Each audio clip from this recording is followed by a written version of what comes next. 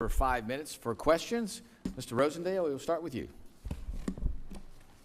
Thank you very much, Mr. Chair, for convening this important hearing and for Representative Zinke introducing legislation H.R. 8952. The Crow Revenue Act is critical for ensuring the continued operation of the Bull Mountains mine, providing stability and alleviating concerns about its potential closure.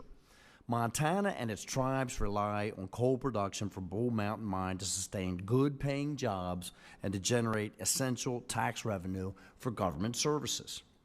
The ongoing efforts by this administration to restrict coal production in Montana have far-reaching consequences that extend beyond energy access for our state, the nation, and the world. In 2023, coal royalties for Montana state trust lands contributed $46 million to our public schools. Losing these funds would lead to severe shortages and force difficult decisions that can compromise high-quality education that our children receive. Moreover, this bill is essential for addressing the economic hardships facing the Crow tribe. It's not just a land swap, it's a lifeline that assures the future of the Crow tribe, supports Montana's children, and strengthens our national security. I urge my colleagues across the aisle to carefully weigh these significant implications before opposing this legislation simply because of its connection to coal. This bill is about much more than coal. It's about protecting America's interests and preserving the Western way of life in Montana. Chairman Whiteclay, thank you so much for being here today. It's great to see you again. Could you please comment on the ranking member's comments that the Crow will not share in any of these coal royalties?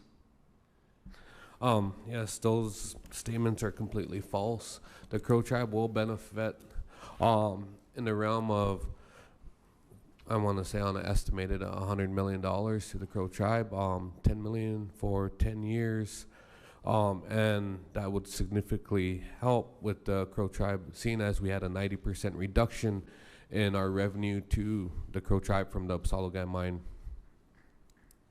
Thank you so much. Now, $100 million may not mean much in this city because they spend billions, but I can tell you something. In the state of Montana, $100 million is a lot. Our entire annual budget for the state is $7 billion, roughly. $7 billion for the entire state. $10 million a year for 10 years to the Crow Agency is a large amount. Chairman Clay, in your testimony, you discussed the economic challenges faced by your tribe. Could you explain the do not pay list process and its impact on your tribe's economic standing? Yes, thank you.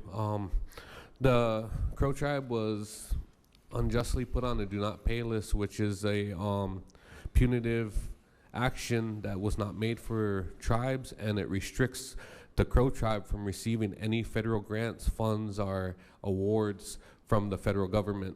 And we were put on there for the last 4 years, and we currently are off now. Thank you so much. Mr. Johnson's testimony describes coal as a declining industry, suggesting it's unreliable for funding essential services and infrastructure, disregarding the fact that the Biden administration and radical environmentalists are regulating coal out of business, not natural market conditions. With that perspective in mind, how does your tribe plan to use the increased funds from this legislation? The increased funds from this legislation will go to fund everything from the Crow tribe, from social services. The MMIW is ground zero. My reservation is ground zero in the MMIW. We had 78 search and rescues this year alone for missing murdered indigenous. And it funds everything from social programs to the elderly funds to just about everything on the Crow Reservation. We had to do that because we did not receive any federal grants or awards in my administration. Thank you so much. Mr. Johnson, thank you for being here. Please share my greetings to Ann Hedges. I haven't seen her in quite some time, and we did a lot of work in the state legislature.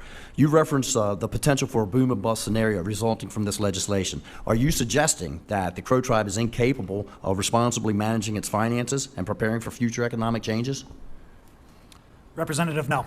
And we fully support the tribe pursuing funding. However, part of the reason that we're here today is because of what happened on the reservation recently, in which the Absaloka mine shut down. And it lost its only customer, the Sherburne Generating Station in Minnesota. And that was a significant shortfall for the tribal budget. Now, that's just indicative of a much larger issue across the United States. Over the Mr. past- Johnson, I have to reclaim my time because Ashley is gone, and now I have to yield back to the chairman. But I appreciate that you believe that the tribe should be able to manage their own affairs. And Mr. Chair, as you could see, Chairman was actually disagreeing with some of those statements, so someone may want to inquire as to what he was referring to. I think